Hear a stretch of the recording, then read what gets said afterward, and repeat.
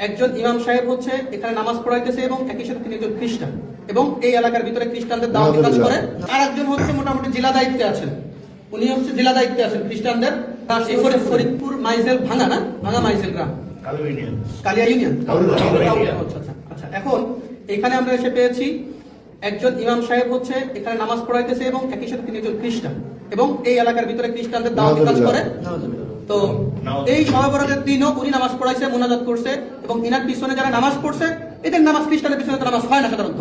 আচ্ছা, এরপরে হচ্ছে আরেকজন হচ্ছে মোটামুটি জেলা দায়িত্বে আছেন, উনি হচ্ছে জেলা দায়িত্বে আছেন খ্রিস্টানদের এই ফরিদপুরের।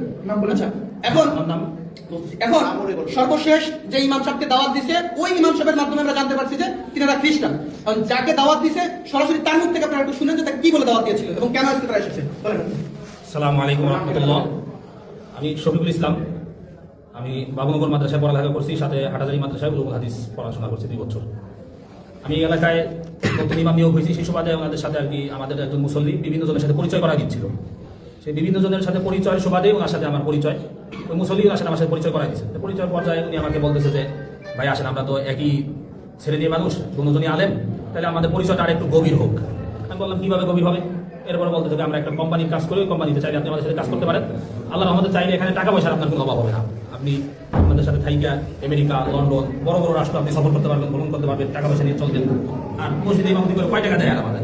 বললাম যে ঠিক আছে, বলতে দিনের দাওয়াত, এই দিনের দাওয়াত করে টাকা পাওয়া যায়, এটা এখন কি দিনের দাওয়াত বলেন আমাকে বিস্তারিত বুঝলেন। উনি বলতেছে কয় সব নবীর কথাই তো কোরআন শরীফে আছে, আমরা শুধু ঈসা নবীর দাওয়াতটা আমরা বেশি, অন্য কোনো নবীর আমরা দাওয়াত দিই না, আমরা তাকেই মানি। আমি বুঝতে পারলাম যে এখানে আসলে উনি খ্রিস্টান মিশনারিদের একটা কাজ চক্রান্ত, যার কারণে আমি ওনাকে আস্তে আস্তে আমার লাইনে আনার পর্যায়ে এক পর্যায়ে গত পরশুদিন ফোনে আমার সাথে বলতেছিল যে কোরআনের মধ্যে মুহাম্মাদের নাম আর কয় জায়গায় আছে, তার থেকে আমাদের ঈসা আলাইহিস সালামের নাম মাসিহা ঈসার নাম আরো বেশি জায়গায় আছে, এরকম বলতেছে। পরে আমি গতকালকে সর্বশেষ জিজ্ঞাসা করি যে ভাই আমার তাহলে উনি আমার অনেকদিন ধরে পারাপারি করতেছিল যে আমাকে কি দিবে, ওই তরিকা দিবে। কিছু কিতাবাদি আমাকে দেওয়ার কথা ছিল, কিন্তু তরিকা না দেওয়ার কারণে কিতাবাদি উনি আমাকে দিচ্ছে না। বলছিল তরিকা যদি আপনি নেন তাহলে আপনি কিতাবগুলি আমার থেকে নিতে পারবেন, এছাড়া তরিকা না নিলে আপনি আমাদের কোনো কিতাব পাবেন না। বললাম যে তাহলে কি করতে পারবেন? আমাকে আগে তরিকা নিতে হবে। তরিকা কিভাবে নিব? এই তরিকা নেওয়ার জন্যই আজকে আমার এখানে আসা। যাওয়ার কথা ছিল প্রথমে ফরিদপুর, কিন্তু আমি ফরিদপুর যখন যাচ্ছিলাম না তখন এখানে আসলাম। এখানে এসে আজকে আমাদের কার্যক্রম যেটা ছিল সেটা হচ্ছে যে উনি আর আমি দুজন মিলে আজকের প্রোগ্রাম যেটা ছিল সেটা হচ্ছিল কি আমরা দুজন একসাথে নদীতে নামবো। উনি আমার মাথার উপরে এইভাবে হাত দিবে, হাত দিয়ে বলবে যে আপনি কি মাসিহা ঈসাকে একমাত্র মুক্তিদাতা হিসেবে মেনে নিলেন এবং এই ধর্মের উপর কি আপনি থাকার জন্য প্রস্তুত? আমি তখন বলবো যে হ্যাঁ। বলার পরে আমার মাথা ধরে চাপ দিবে, আমি পানিতে ডুব দেবো, এরকম নাকি 3 বার করা হবে। এই বিষয়ে গতকাল আমার সাথে কথা হয় ফোনে, এই ফোন রেকর্ডটা আমার কাছে আছে, চাইলে আপনারা কেউ ডকুমেন্টস হিসেবে এটা শুনতেও পারেন। এই হিসাবে আজকে আমার এখানে আসা। ওনাদের গত 1 তারিখে ঢাকায় একটা প্রোগ্রাম হওয়ার কথা ছিল, হয়েছেও সেটা।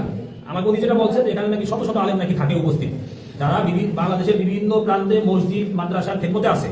আমার সাথে ওনার সাথে ভিডিওতে কথা হয়েছে, ওইখানে আমাকে পরিচয় করা দিচ্ছে একজন আলেম যে সে নাকি মিশর আল আজহার বিশ্ববিদ্যালয় থেকে নাকি পড়ালেখা করে আসছে। উনি আমাকে যখন পরিচয় করা যায় তখন এখান থেকে বলতেছে কাইফা হাল, আমি এদিক থেকে বললাম যে কাইফা হাল ইয়া আখি আলহামদুলিল্লাহ এরকম বললাম। এরপরে দেখুন আমার বাংলা বলতেছে, বুঝলাম যে উনি মিশর থেকে পড়ালেখা করে যদিও আসে নাকি সত্য নাকি আল্লাহ জানে, তবে উনি আর কি আরবি কিছু পারে। এইভাবে করে আর কি কথা বিষয়গুলো আগাচ্ছিল। পরে আমি আমাদের ভাইদের সাথে, আমাদের মোনাওয়ার ভাই, তারপর ওই পাশে একটা মোনাওয়ার ভাই মাদ্রাসা আছে, মাদ্রাসা শিক্ষক উস্তাদ সবার সাথে আমি পরামর্শ করি বিষয়টা নিয়ে যে ভাই কিভাবে কি করা যায়, কোনটা আমাকে বাকি দিক নির্দেশনা দেয় যে আপনি এইভাবে করে আগান, তাহলে আশা করা যায় আমরা আমাদের বড় একটা গ্রুপকে ইমানের হেফাজত করতে পারবো। এই হচ্ছে আমাদের আজকের বিষয়। তো বাদ বাকি কথা নাই, আশা করি স্বীকার করতে হবে এই জন্যই কারণ ওনার সকল প্রকারের ডকুমেন্টস আমাদের কাছে অলরেডি আছে, আমার কাছে আছে। এই যে কিতাবগুলি দেখতেছেন, এই কিতাবগুলো উনি আমাকে আগে অনেকবার বলছে যে কিতাবগুলো আমার কাছে আছে, কিন্তু দিবে না কেন? তরিকা না দিলে নাকি কিতাব দিতে পারবে না। এই জন্য গতকাল আমি আসছিলাম ওনার মসজিদ, আইসা আমি মসজিদ থেকে ওনার কিতাবগুলো উনি আমাকে দেখায় নাই, কিন্তু আমি সিস্টেম করে আমি দেখছি কিতাবগুলো, আমি দেখে গেছি। এই কিতাব আর তরিকা এই দুটো দেওয়ার জন্য আজকে মূলত এখানে আসা। তো আমি আপনাদের কাছে আবেদন করবো যে টাকা, হ্যাঁ কিছু টাকাও দেওয়ার কথা ছিল। আমার সাথে ওনাদের একজন আছে আলেম আছে যে কুমিল্লা আছে, মুফতি আকিদুল ইসলাম, কুমিল্লা দাউদকান্দিতে আছে, একটা মসজিদের ইমামতি করে, সাথে একটা দাখিল মাদ্রাসা উনি শিক্ষকতা করে। তো ওনার সাথে আমার সাথে গতকালকে কথা হয়েছে প্রায় 20 মিনিট এই হোয়াটসঅ্যাপে, এটাও আমার কাছে কল রেকর্ড আছে। ওই আমাকে আগে বলছিল গোপালগঞ্জ, কিন্তু উনি তো মাত্র স্বীকার গেল যে আকিদুল্লাহ বাড়ি বাগেরহাট, এরকম বাগেরহাট আমাকে বলছিল গোপালগঞ্জ, কিন্তু মাইক দেওয়ার ভয়ে হয়তো উনি ই করছে, এখন হয়তো সত্যটা বলতেছে, ভালো আগের সত্যটা বলছে, এটা বলছে তাই আকিদুল নাকি এই মাসে 10 জন মুসলমানকে খ্রিস্টান করে ওইখানে নিয়ে আসছে কি বলছেন আমাকে যে আকিবুল একজন ইমাম সাহেব সে 10 জন খ্রিস্টানকে নাকি মুসলমান যারা খ্রিস্টান হয়েছে গত এই 1 তারিখের সেমিনারে নিয়ে আসছে। সেমিনারে আমার যাওয়ার কথা ছিল, কিভাবে যাইতে হবে, কিভাবে ইমাম, হ্যাঁ সেও একজন দাউদের একজন ইমাম বানাইছে, তারা ইমাম কিনা এই ব্যাপারে আমি এটা জিজ্ঞাসা করিনি, এটা কি বলেন তারা কি বলেন? বাকি সবাই ইমাম। আচ্ছা আচ্ছা, এখন হলো এই ভদ্রলোকগুলো খ্রিস্টান হয়েছে এবং ইনি শুধু খ্রিস্টান না, ইনার তো আসলে এক পা অলরেডি কবরে চলেই গেছে। তো ইনি এখন এই গ্রামে দাওয়াতি কাজ করেন, এই মুসলিম ইমাম সাহেব, এবং এই অঞ্চলে উনি খ্রিস্টানদের দাওয়াতি কাজ করেন। এখন আপনার নাম হলো, আপনার নামটা বলেন। হাবিবুল্লাহ বাহারি। একটু জোরে বলেন। আচ্ছা, প্রথমে পরিচয় দিয়েছিলেন কি? মাওলানা মুফতি হাবিবুল্লাহ বাহারি। পরিচয় উনি প্রথমে দিছে, ওনার নাম হচ্ছে মাওলানা মুফতি হাবিবুল্লাহ বাহারি। এরপরে বলছে উনি ফাজিল শেষ করছে কোনিয়ালিয়া থেকে দিকনগর থেকে ফাজিল শেষ করছে, আবার মাওলানা মুফতি শেষ করছে। পরবর্তীতে কিছু সময় পরে আবার স্বীকার করছে না মাওলানা মুফতি হয় নাই। তারপরে এই মাওলানা মুফতির টাইটেল পরিচয় ব্যবহার করে সাধারণ মুসলমানদেরকে ধোঁকা দিচ্ছে যে আমি একজন মাওলানা মুফতি হিসেবে যদি খ্রিস্টান হই, তোমাদের খ্রিস্টানের সমস্যা কি বা ইসাই তরিকা গ্রহণ করতে সমস্যা কি? আচ্ছা, এখন আপনার গ্রামের বাড়ি হলো কোথায়? মানিহার গ্রাম, থানা জেলা গোপালগঞ্জ, থানা গোপালগঞ্জ, মানিহার গ্রাম। আচ্ছা, আপনার ছেলে সন্তান কয়জন? আচ্ছা, আপনি এখন তো দাওয়াত দিয়ে আকিদুল্লাহ খ্রিস্টান বানাইছেন। আচ্ছা, শুধু আকিদুল্লাহ, আর তারপর আর কাউকে দাওয়াত দিয়েছেন? আর এনাকে দাওয়াত দিয়েছেন। কিন্তু আপনি আমাকে বলছেন যে আপনার এই অধীনে অলরেডি 5 জন খ্রিস্টান আছে। ওনার অধীনে আরো 5 জন খ্রিস্টান আছে, উনি বলছে এই রেকর্ড আছে আমাদের কাছে। উনি বলছেন মিথ্যা কথা। তো ওনার এই কথাগুলো আমাদের বের করতে অনেক কষ্ট হয়েছে, জানি না আরো কি পরিমাণ মিথ্যা কথা বা কি পরিমাণ রহস্য ওনার ভিতরে রয়ে গিয়েছেন। এরপর আছে ইনি হচ্ছে ইনার গুরু এবং ইনি হচ্ছে ফরিদপুর জেলার দায়িত্বশীল হচ্ছে এই ভদ্রলোক। এখন এই উপর দিক ক্যামেরার দিকে তাকান। আচ্ছা, আপনার নাম হচ্ছে কি? মাওলানা মুফতি সরোয়ার। জোরে বলেন, জোরে বলেন। মাওলানা মুফতি সরোয়ার। আচ্ছা, মাওলানা মুফতি সরোয়ার, আপনার গ্রাম? আমার গ্রাম বাঁশবাড়িয়া যন্ত্রণী টুঙ্গিপাড়া থানা। দুইজনই গোপালগঞ্জের মানুষ। আচ্ছা আচ্ছা, এখন আপনারা দুজনেই হচ্ছে এখন রাইট নাও খ্রিস্টান, তাই তো? আচ্ছা, আপনি হচ্ছেন একজন বক্তা একই সাথে, তাই না? আপনি বলছিলেন উনি মোটামুটি অত্র অঞ্চলের মোটামুটি একজন জনপ্রিয় বক্তা এবং একই সাথে খ্রিস্টান ধর্ম প্রচারক। এবং ওনার কাছে কতজন এবং তো এই কি বলছিল আপনাকে? আচ্ছা, উনি দাওয়াত দিয়েছিল। আচ্ছা, আমি জিজ্ঞাসা করছি যে আপনি কতদিন ধরে এখানে আসছেন, এই ধর্মে দীক্ষিত হয়েছেন? উনি বলছেন যে 1 বছর। 1 বছর। তা আমি জিজ্ঞাসা করছি আপনি কার থেকে হয়েছেন? আমি হচ্ছি সরোয়ার থেকে। আমি বলছি 1 বছর আসছি খালি। আচ্ছা, আপনি হয়েছেন সরোয়ার থেকে। আপনি এই ধর্মে বলছেন আচ্ছা সরোয়ার থেকে। এক মিনিট ওদিকে আপনি রাইট, আপনি হ্যাঁ ইনি থেকে চাকরি করে বেড়ান। এদিকে তাকান। আপনাকে খ্রিস্টান বানাইছে কে? এক কথায় উত্তর দিবেন। আকিদুল বানাইছে। আর আপনি তো আকিদুলকে খ্রিস্টান বানাইছেন, আপনি স্বীকার করেছেন। তাহলে আপনি এক কথায় 4 রকম কথা বলছেন। আপনারা সরাসরি খ্রিস্টান কে বানাইছে আপনি বলছেন প্রথম মিনা কথা। ইনি হচ্ছেন এদিকের প্রধান। আমি সত্যি কথা বলি। আপনি না প্লিজ, আপনাকে খ্রিস্টানের দাওয়াত দিছে উনি। স্টেট ফরওয়ার্ড কথা বলবেন। উনি দেশে কথা চুপ, আর কোনো কথা হবে না। উনি আপনাকে দিছে। তাহলে আপনি বলছেন যে এই পর্যন্ত আপনি কাউকে দাওয়াত দেন নাই। এক, তারপরে হলো যে আপনি হচ্ছে নিজে খ্রিস্টান হয়েছেন। এরপরে আপনি বলছেন আপনার ভাইকে বলছে যে উনি মানে মানে অনেক টাকা পায়, হ্যাঁ, যার কারণে ওই টাকা নিয়ে উনি ফ্ল্যাট নিয়ে ঢাকায় থাকে। একজন ইমাম সাহেবের পক্ষে তো ঢাকায় ফ্ল্যাট নিয়ে 2-3টা ফ্ল্যাট নিয়ে থাকা কি সম্ভব? বলেন। তার মানে উনার মাধ্যমে হাজার হাজার মানুষ খ্রিস্টান হওয়া সম্ভব, কারণ উনি একটা কমিউনিটির লিডার, এই যে ইনি, এবং উনার টাইটেল হলো উনি মাওলানা মুফতি। এগুলো হলো প্রতারণা। হ্যাঁ, এবার গত মাসে 1 লাখ টাকা কামাইছে, তাই না? তাই বলছে ভিডিও আছে, ওটা দাও দিয়েছে। আচ্ছা, আর আপনি এক মিনিট আপনি ওনাকে দাওয়াত দিয়েছেন, স্টেট ফরওয়ার্ড করে বলবেন, ওনাকে দাওয়াত দিয়েছেন। চুপ, দাওয়াত দিয়েছেন। ওকে, আপনি বলছেন যে আপনি করে দাওয়াত দেন নাই। এই একজন পাওয়া গেল আপনাদের খ্রিস্টান, ওই একজন পাওয়া গেল উনি ওনাকে দাওয়াত দিয়েছেন। আচ্ছা আচ্ছা, এই হলো আচ্ছা এই হলো আমাদের অবস্থা। আর এইরকম অবস্থায় সারা বাংলাদেশে এইরকম অসংখ্য মানুষ পাওয়া যাচ্ছে যারা এই ধরনের প্রতারণা আমাদের মুসলমান কমিউনিটির সাথে করতেছে। ওনারা দুজনই খ্রিস্টান, অথচ ওনারা টুপি দাঁড়িয়ে এখনো ওনাদের লিপস্টিক আছে। তার মানে এটা হলো মূলত আমাদের সাথে প্রতারণা, সাধারণ মুসলমানদের সাথে প্রতারণা। এইভাবে এই দেশটাকে তিলে তিলে এই খ্রিস্টানরা দখল করে ফেলতেছে। আমাদের বান্দরবন, খাগড়াছড়ি, এই সমস্ত জায়গাগুলো আমাদের দিনাজপুর সব জায়গায় একই অবস্থা ভাই। তো এই জন্য এই যে আপনাদের কাছে তথ্য ছিল ব্যাপারে। আচ্ছা, যাই হোক, এই হলো অবস্থা আমাদের। তো আমরা ওনাদেরকে পাইছি, এই হলো কিতাব। এই কিতাবের মাধ্যমে এই কিতাবের নাম দিচ্ছে কিতাবুল মুকাদ্দাস, অথচ এই কিতাবের নাম হিন্দুদের মানে খ্রিস্টানদের ধর্মগ্রন্থের নাম হচ্ছে বাইবেল। কি নাম? ওদের নাম হলো বাইবেল। এরা মুসলমানদেরকে প্রতারণা করার জন্য এই যে হচ্ছে ওনাদের মূল বিষয়ের নাম হচ্ছে এ translation of the Holi Bible. অর্থাৎ এটা ট্রান্সলেশন অনুবাদ করা হয়েছে হোলি বাইবেল থেকে, অর্থাৎ পবিত্র বাইবেল থেকে। তো অনুবাদ করা হলে এটা কিতাবুল মুকাদ্দাস ছিল কিভাবে?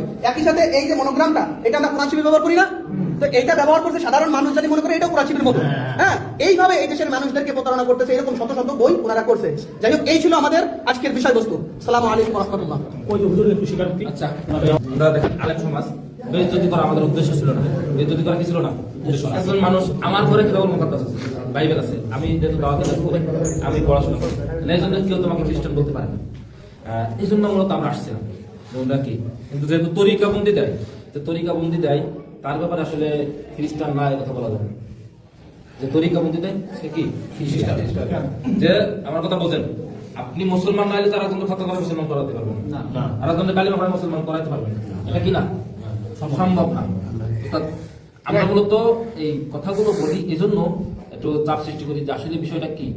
আমরা ওনাদের কাছে একটু চাপাচাপি করছি যাতে যে আমাদের ভাই দিন শেষে তারা সবাই আদম হওয়ার সন্তান, আর মুসলমান ইমানদার হলে কোনো কথা নেই। মোবাইল করে কথা বলবেন না, কিছু করে কথা বলবেন না, করে কানে রাখেন, কথা বলবেন না। এই জন্য আমরা তাদেরকে জিজ্ঞেস করছিলাম, এই ভাই, আমরা তাদেরকে কি করছিলাম জিজ্ঞেস করেছিলাম। জিজ্ঞাসার পর আমাদের সরোয়ার সাহেব উনি এই যে আমাদের হাবিবুল্লাহ বাহারি সাহেবকে বাইরে এই করে বাপ্তিস্ম করেছে, তাই তো? হ্যাঁ, এই যে বাপ্তিস্ম দিয়েছে, আমরা আসলে সম্মানিত মানুষ, আমরা চাই না এটা করতে, কিন্তু শয়তানের ধোঁকায় পড়ে হয়তো করে ফেলছে। তওবার সুযোগ আছে প্রকাশ্যে, যেহেতু এটা কবে কখন করবে এটা আমরা জানি না।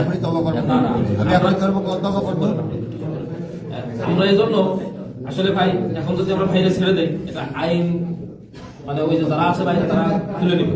এই জন্য আমরা চাচ্ছি আমাদের ভাই হুজুর, যেহেতু তারা প্রমাণিত হয়ে গেছে যে তারা কি করছে, মুসলমানদের ভেষ ধরে খ্রিস্টান ধর্ম প্রচার করছে, এটা দেশের আইন অনুযায়ী দণ্ডনীয় অপরাধ, এক ধর্মের পোশাক করে অন্য ধর্ম প্রচার করা, ঠিক আছে? এই জন্য আমরা তাদেরকে প্রশাসনের হাতে তুলে দিতে চাচ্ছি। কারণ আমি নিলে পারা আজকে হয়তো এই গ্রামে আমি থাকবো না, আমি আমার বাড়ি বলমারি থানা, জেলা সরকার, কিন্তু কালকে এই এলাকাবাসী থাকবে, কিন্তু মাথা গরম করলে কিন্তু ভাই হবে না, ঠিক আছে? আমরা তাদেরকে আর একটা কথা কি দাওয়াত যেটা সেটা আমরা পাশ করে দিব। সে আপনার আরেক মানুষ এই মসজিদের সভাপতি আছেন, তারা থেকে আমরা বেরোয় যাবো, সবাইকে নিয়ে যাবো। আপনারা যে কোনো ভাবে স্থানীয় যারা আছেন তারা কি করবেন, মানে না আমরা চলে গেলে তো হবে না। মাঝখানে একটু বলি, উনি যেখানে বর্তমানে আছে ওখানে অলরেডি কিছু আমি লোক পাঠাই দিয়েছি নববন্ধার ওই চারঘাট এলাকার ভিতরে, ওনার মাদ্রাসায় যেতেছে। এই বিষয়ে আমরা কি করতে পারি? ওই বিষয়ে যদি উনি ফিরে আসে বা ওই এলাকায় কাউকে দাওয়াত দিছে কিনা, আসলে তো এগুলো কাজ লং টাইম না করা লং টাইম ওই মাদ্রাসার শিক্ষকরা খ্রিস্টান হওয়ার সম্ভাবনা আরো খুব বেশি। শিক্ষক খ্রিস্টান হওয়ার সম্ভাবনা প্রধান বেশি। শিক্ষক তার মত অনুযায়ী মানুষকে দেয়। হ্যাঁ, আমাদের কালিয়াতে এরকম ঘটনা পাওয়া গেছে যে মাদ্রাসাটা পরিচালনা হচ্ছে খ্রিস্টানদের টাকায়। না, সুতরাং খুব সম্ভাবনা আছে ওনার মাদ্রাসার পুরো সিস্টেমটা। এই ওনাকে পানি দেন তো একটু।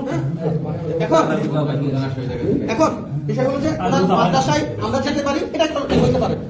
আর একটা বিষয় হলো সভাপতিকে মাদ্রাসা আমি একটু বলছি, সভাপতিকে আমার ভিডিওটা বন্ধ এখন। সভাপতি আপনি না